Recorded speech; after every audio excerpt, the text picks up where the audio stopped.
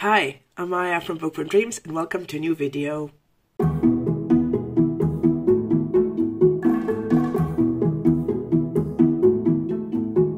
Today is Thursday the 22nd of February and I am starting a reading vlog for a readathon that's happening right now. So there is a 72 hours in the Reading Nook readathon that's happening, which is created and hosted by Covers with Cassidy, and she has co-hosts, which are Melanie reads, Books with Lexi, and a little bit of Monica. So the goal of this readathon is to spend 72 hours reading. So the readathon starts from Thursday and ends on Sunday. So I watched this video several times and just recently thought about this, like, but that's 4 days and 4 times 24, it's not 72.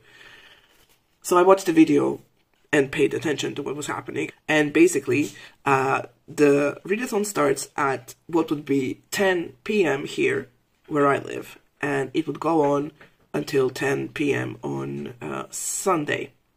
Now the thing is, I have recently developed a habit of falling asleep in front of my television at 10 p.m. and then I would wake up at 11 and go to sleep. So that might not work for me. So I am not going to be following like that specific time frame. I will be following along on the various sprints that are going to be during this weekend.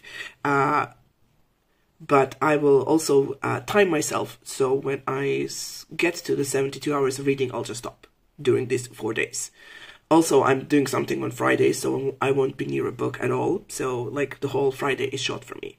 So the whole thing of this readathon is to read for 72 hours. There are spinning wheels with prompts, and you have like 2 different spinning wheels, one for like, both have the same prompts, but like one is for in your comfort zone and one is out of your comfort zone.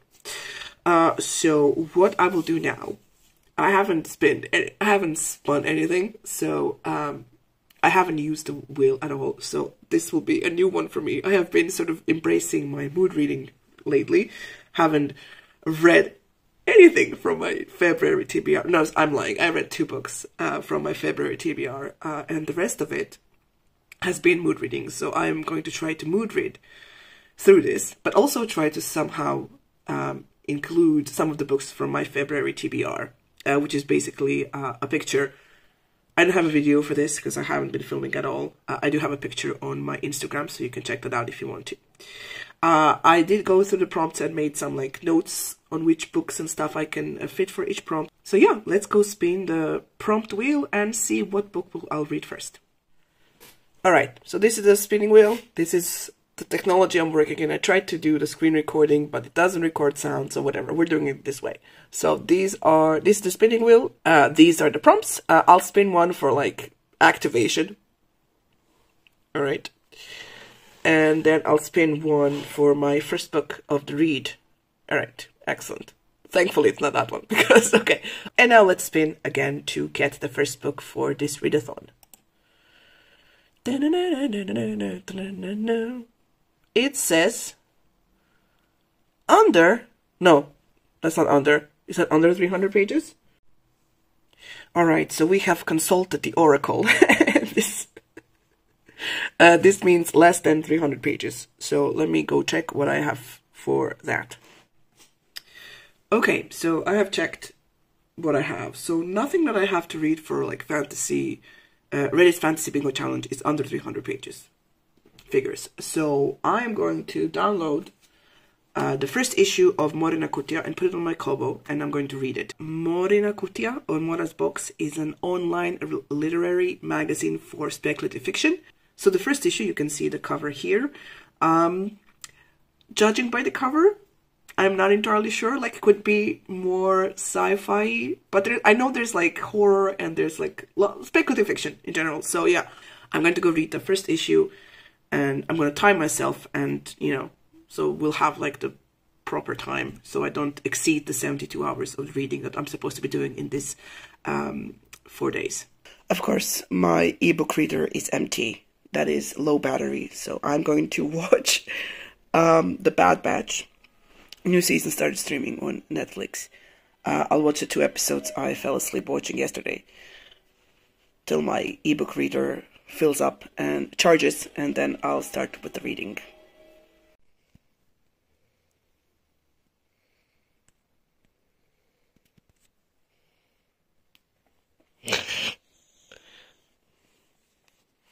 hold on.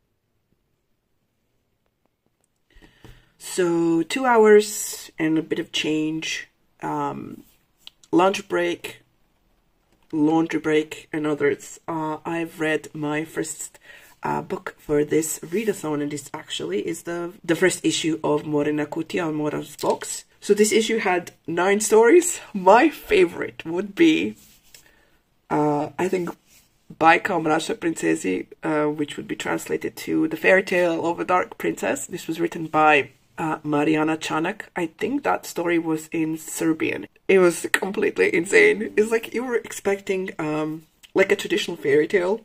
Like I was expecting maybe a little bit something in the vein of Ivana Brlić-Mažuranić, who is a famous Croatian fairy tale writer. And I got this story about this princess who is basically this... She's very dark, as in she likes to torture her... They're not called peasants, what they call them, like... court people, like those servants, court servants, and basically she has rooms where she like rides them like a horse, or basically I guess practices her S&M skills on them, and she's basically been cursed by her father's mistress. So her father is the king, he has a mistress who has been sexually unsatisfied for a long time by the king, and so she curses him, his daughter, to fall in love and to go on this like adventure and whatever.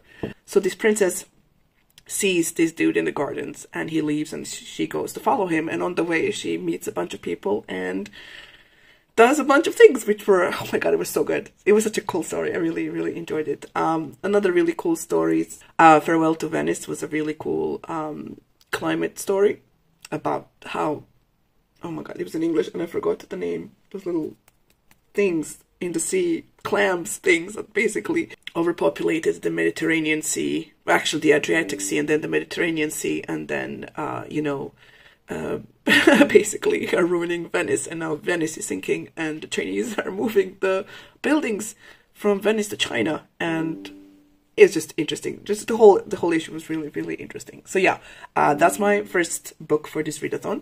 I will now... Someone will stop messaging me, so you stop hearing the pinging sound. I will now rotate. Oh my god, spin the wheel again and see what's the next book for this readathon. Alright, so this is where I was last time. I'll spin once for like to activate the whole thing. And then I'll spin again to get the second prompt. Alright. Okay, so I'll spin now to get my prompt for the next read. And that would be, let's see, least used format. Oh fuck, what's my least used format? I guess that would be physical book. Oh my god, I have the perfect thing for this. Okay, hold on. Okay, so my least used format. So the format I use most is audiobooks. And the second one would be ebooks, because I read on my Kindle, Kobo, sorry. And I guess the least used one would be physical, because, yeah, I don't know how to explain it. I sometimes combine physical books with audiobooks. So for my last, when I did the great rereading project, when I reread the Hunger Games, I listened to the audiobook and I followed along in the physical books. So this... Okay, it's a good prompt, because for it I picked this book. This is called When Gracie Met the Grump by Mariana Zapata. So this is a book that's on my Reddit Fantasy Bingo challenge, TBR. This is a book that also has 610 pages. Oh my god, this will take me forever to read. So basically, I'll just tell you what it says here. This is a romance with superheroes. What it says: for most people, finding a half-naked super being in their yard might be a dream come true. Unfortunately for Gracie Castro, it is the exact opposite. especially when he's grouchy, rude, and shows no signs of leaving anytime soon. But when a hero of mankind needs you, you do what you have to, even if it compromises everything you know, and totally changes your life. So, we'll see. I know that I'm looking forward to it, actually. I was very excited when I saw it on Interliber. That's why I got it. There's no audiobook for this. So let's see how long it will take me to read 600 pages. Wish me luck. You know what? No, I changed my mind. I'm not going to do this right now. I do have one more that's not 600 pages long, and that would be Soulbinder by Sebastian de Castel, another book on my Reddit Fantasy Bingo TBR for YA, I think. Yeah. So this book is a YA fantasy. It's book, I want to say 4, in the, what do you call that, the Spellslinger series, in which we follow this dude. He was a kid in the first one. He's still a kid, who lives in a world where there's magic, and he has very little of it. And in his village, the kids at some point take a test to show their magic, and he has no magic, and he meets this animal thing that basically is like, I'll teach you tricks. No, that's who teaches him tricks, not him, the girl, the woman. He meets like a woman. I mean, she's a woman, but she's like not part of his tribe or whatever village. And she's like, I'll teach you tricks to survive in a world without magic, because she also doesn't have magic. So when he, you know, does what she says, he sort of uncovers this like conspiracy thing that's happening in his village and with the people of its magic. So this is a book, let's check. What's this? Soulbinder. Oh, that is book 4. So this is book 4. And what are we doing in book 4? I have no idea. Fate can be fatal, says here. Kellen and, oh my god, Reichis are on their own. So that's the animal thing here. Searching for a monastery known as the Ebony Abbey. It's a place outsiders can never find, where the monks know more about the Shadow Black than anyone else. Oh yes, the magic that he has is Shadow Black. You can see the thing here. Basically, dark magic. You're not supposed to use it. Every time you use it, it takes a little bit of, like, appears more on your body. I remember now. But there are dark truths waiting there for Kellen, and when he finds himself separated from Reichs, the animal thing, he is forced to venture deeper into shadow magic than he ever knew he could. Okay, so yeah, this should be a quick read, because first of all, the letters are much bigger than in this one, and it has, oh my god, oh lord, okay, it has 423 pages, so 200 less than the previous one. So yeah, I'm gonna do this one and not that one. We'll see. I mean, there is an audiobook for this, but the same person who does the Great Coats audiobooks does these ones, and I couldn't separate the characters, right? Why is the character in the Great Coats, Calcio's name, Calcio, whatever. Why is he reading the story? So I couldn't separate it. I think. So I am reading this in my, what was it? Least used format. So yeah, reading this one. Hi, it's currently Saturday, which means I haven't vlogged anything on Friday. I have read, I did. So last you saw me, I chose this book to read. Instead of the huge one, I chose this one. So I am now at 233 pages of this book. According to my timer, which I was not, admittedly, very good at turning on and turning off at appropriate times, I read for 2.5 hours yesterday. I think it was more, but, you know, we'll go with the timer. So, since this is book 4 in this YA fantasy series, because our character starts as a very young man, he's still young. I think he's not even 18 yet.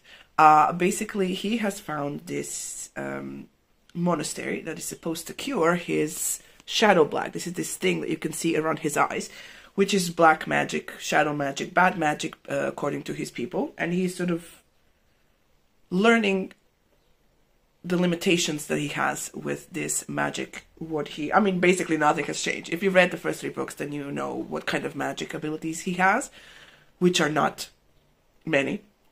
So nothing has changed for him. So we basically see him use all the other abilities and I'm trying to think of a word for Vistine. I don't know, tricks and stuff that he has learned in the first 3 books while hanging out with a bunch of other characters. Now his cat squirrel cat, familiar, let's say, animal companion, even though they call themselves business partners, but they're really friends, has been like MIA most of the book. He's somewhere off dying, and he is trying to save him while trying to survive in this new environment. Well, he's surrounded by people who can control the Shadow Black, and people, when I say people, I mean children. They're under 20, all of them. He is, you know, trying to get back to his friend. So yeah, I'm enjoying it so far. I'm going to continue on reading this, and I will talk to you when I finish it, and I'll have to roll the spinning wheel thingy for the new prompt. Alright, so, thoughts on the book. He doesn't fucking learn. So our main character, Callan, has been shown over and over again throughout the 3 books how awful his sister is. So his sister is a very powerful mage. I think she's younger than him also. And in their like village something, family, tribe thing, they are basically looking out for themselves, like just their tribe. And they hate the Shadow Black and whatever. So after he ran away from home, became an outlaw, every time he would communicate with his sister, she was looking for him, or she would find a way to screw him over to gain favor with their father, who is like the ruler of the village, right? And we find out in this book that his father created a posse of 77 mages that were sent out to kill anyone with Shadow Black, including like Callan, the son. In this book, Callan, even though he knows that his sister, he's like, but I love her, she's family and whatnot. Like, fuck her. She showed you over and over again that she doesn't... Okay, I can't tell her if she loves him or not, but we do know that she uses whatever she can, whatever he inadvertently or otherwise gives her, against him. So when they communicated in the story, he gave her a little piece of something to help the sister find his pet familiar, cat, squirrel cat thing.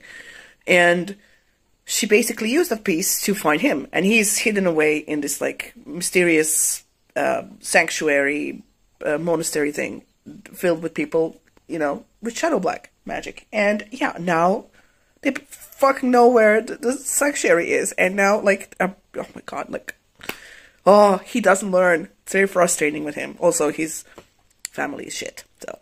Okay, after 4.5 hours, I will leave the screenshot here of the timer. I finished Soulbinder by Sebastian de Castell. Things changed. People and other people did things, made it more complicated than I thought it would be. So yeah, I liked it a lot. I'm looking forward to reading the sequel, hopefully sooner than I read this one, but I like how things ended. And, you know, there's this whole giant war thing happening between Kellen's people and, you know, the Shadow Black people. Things took a different turn than I expected, and I don't know why I had my doubts. But, you know, I enjoy Sebastian de Castell's writing, and I really shouldn't have doubted that this would be, like, sort of straightforward and predictable and not. So, yeah, really liked it. I think I'm going to give it 4 stars. Had fun reading it, and now it's time to spin the thingy and get to a new prompt. What I am realizing, though, that in this whole 72 hours in the Reading Nook, I will not be reading for 72 hours because technically it's not going to be possible. I'm not going to spend the entirety of Saturday and Sunday awake reading. So, yeah, let's go pick the next book and see what comes next. Okay, so here we are again. I had to find the page again, so I'm gonna spin first for activation. Alright, then I'll spin for my new prompt. Oh, thankfully it's not that one, because my TBR vet is Warbreaker, so I'm not doing that. Alright, so let's do it again for the actual prompt. What does it say? Author you've read from before. Ooh, fuck. There are some really cool options for this. Okay, let's figure it out. So, author I read from before. I'm going to do the responsible thing and read books for my Rated Fantasy Bingo TBR. And that would be Archenemies by Marissa Meyer. This is book 2. And I don't even know what this series is called. So this is set in a world where we have superheroes who are like, you know, think of The Boys, but see, I want to say less violent, but I don't remember the first book a lot. I do remember that we follow Nova. Nova is a girl who basically got into like the superhero academy, I think. And there she met the son of the, you know, the main guy superhero. But what we don't know, which we find out throughout the book, I think, or the beginning of the book, I don't remember, is that Nova is a family member of like the worst enemies. So she's like the bad guy who has infiltrated the good guys. Right. So in the sequel, what does it say here? Nova's double life is about to get a lot more complicated. As Insomnia, she is a full-fledged member of the Renegades. Well, that's the name of the first book, I remember now. A syndicate of powerful and beloved superheroes. She works with Adrian's patrol unit to protect the weak and maintain order in Gatland City. As Nightmare, she is an anarchist, a group of villains who are determined to destroy the Renegades. Nova wants vengeance against the so-called heroes who once failed her when she needed them most. But as Nova, her feelings for Adrian are deepening, oh lord. Despite the fact that he's the son of her sworn enemy, and unbeknownst to Nova, he has some dangerous secrets of his own. Alright. In the second installment of the Renegades trilogy, Nova, Adrian, and the rest of their crew, Ruby, Oscar, and Dana, are faced with escalating crime in Gatland City, while covert weapons and conflict missions have Nova and Adrian questioning not only their beliefs about justice, but also the feelings they have for each other. The line between good and evil have been blurred, but what's clear to them both is that too much power could mean the end of their city and the world as they know it. So, yeah, that's the book I'm reading. Hi. It's Sunday. It's 1:30. I finished now, just a few minutes ago, I finished Archenemies by Marissa Meyer.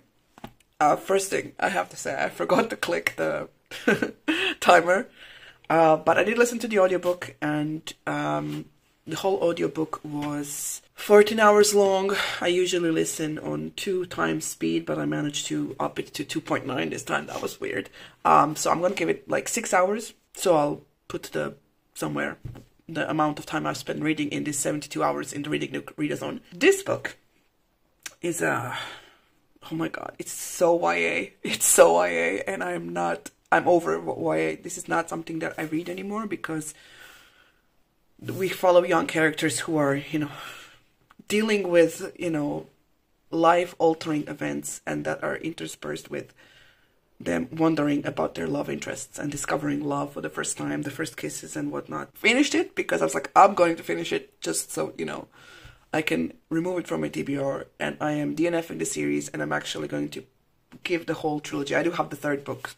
I already put it there where all my books go, that I'm going to go give to the library, because I'm not going to finish this. I lost interest.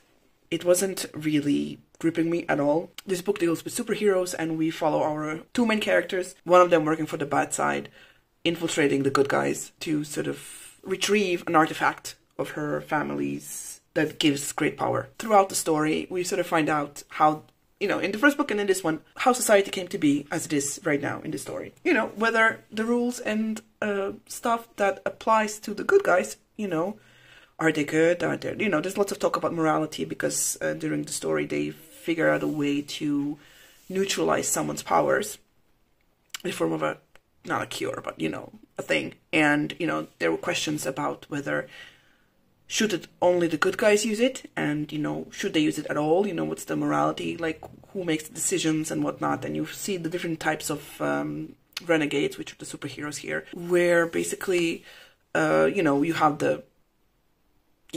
people who are, you know, superheroes because they want to help people, and you have people who are superheroes because they enjoy power, and, you know, how they use it when dealing with bad guys and such. So yeah, there were some interesting concepts here and interesting ideas, but overall, I am not interested at all. I like the ending of the story left it on a cliffhanger, But I could not care less. I'm going to read it on the internet, how it ends, because I don't want to read it. So yeah, that's me finishing the third book in this readathon. I technically sort of set myself goal for this readathon to finish at 8 p.m. today. So I'll spin the spinning wheel last time for this readathon and see what I get. So let's spin. High tech. First time I thought of using the zoom so you can just see the spinning wheel. So this is where we were last time. So I'm just going to spin and see what we get. What does it say? Least used format. No, I'm not doing that again. So there is a rule for this readathon to you get 3 respins, and I'm going to use my 1 respin for this because no, I'm not doing this again.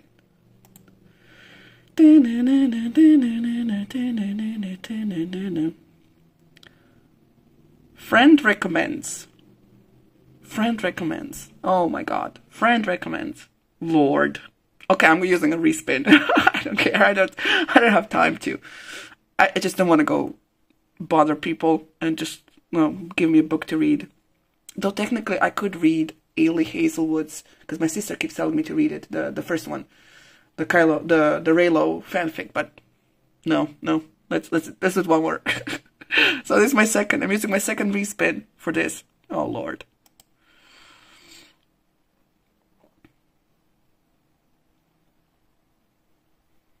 Author you've read from before. Okay, it is a repeating one, but I don't want to spin again because, yeah, I'm going to pick that one. Alright, so for this prompt, I'm going to read something by Ilona Andrews, and that would be Sweep of the Heart. This is book 5 in the Innkeeper Chronicles. I'm not sure if that's the last one in the series. I have no idea. Anyway, so in this whole series, we follow Dina. We follow Dina. She is the innkeeper. She has her inn, and her inn is a place where various people, creatures, and whatnot can meet. And it's sort of neutral ground for various like diplomatic stuff that's happening and whatnot. So in this world we have werewolves, we have like vampires who are basically from space. They are from space. And werewolves are also from space. So, it's like a sci-fi fantasy kind of a thing. But it's very humorous and it's very in a style of Ilona Andrews. You have sort of, I don't want to say ridiculous situations, but, very entertaining situations that happen. So in this 5th one, we follow Dinah and Sean. That's her love interest. They're together. So in this 5th one, they have to host a bachelor-like event for someone to help find someone else. I don't know. We'll see when I read it. But yeah, it's on my audiobook. So I will listen and I will see if I get to read it all today. Until 8 p.m. till I'm finishing this readathon. So yeah, talk to you when I read something. Okay. Hi, I'm filming this early in the morning of the day that this video is supposed to get out. We'll see if that happens, but I have to finish up the vlog, right? So I have finished Sweep of the Heart by Ilona Andrews, which was the last book I was reading for this readathon. Again, forgot to click the timer thingy, but I did some calculations and it took me about 5 hours to listen to the audiobook. So I did that throughout the entirety of Sunday in little chunks. And so I forgot to tell you what the book is about. So one of Sean's friends and mentors has been kidnapped, and to get him back, or to get information to try to get him back, they have to host a bachelor-like event for this ruler of the Galactic something empire. I haven't been watching Star Wars lately, so Galactic Empire is in my head. So they do that, and it's filled with like situations, kind of ridiculous situations, because there's some challenges that that the candidates have to go through, and we sort of see Dina and Sean deal with various situations that come across their past, some ridiculous, some dangerous. Basically they show us how competent they are at their jobs. It was a nice read, very easy to follow and entertaining. I'm now up to date to the series, so but I use it to sort of have a palate cleanser between all the other stuff that I read, and it's Ilona Andrews. I always enjoy their work, so yeah, really liked the book. So I did that on Sunday, and with that finished the readathon. So the 72 hours in the Reading Nook readathon, the point of it was to read for 72 hours, which I guess, or read as much as you can in those 4 days. For me, that turned out to be 17 2.5 hours of reading, in which I finished 4 things. I finished an issue of Mora's Box, which is an online speculative fiction magazine. I finished Soulbinder. I finished Archenemies, and I finished Sweep of the Heart. I had a lot of fun with this readathon. It was a really cool experience. I do have to just remember to click the timer when I'm actually reading. Yeah, that will be it for me for this reading vlog. If you have any thoughts to share on the reading vlog or the books that I've read, please do so down below in the comments. If you haven't already, please subscribe to the channel and press the like button for this video, or you can press the bell button to get notifications for new videos from the channel. And that's it. Thank you so much for watching, and I will see you in the next video. Bye!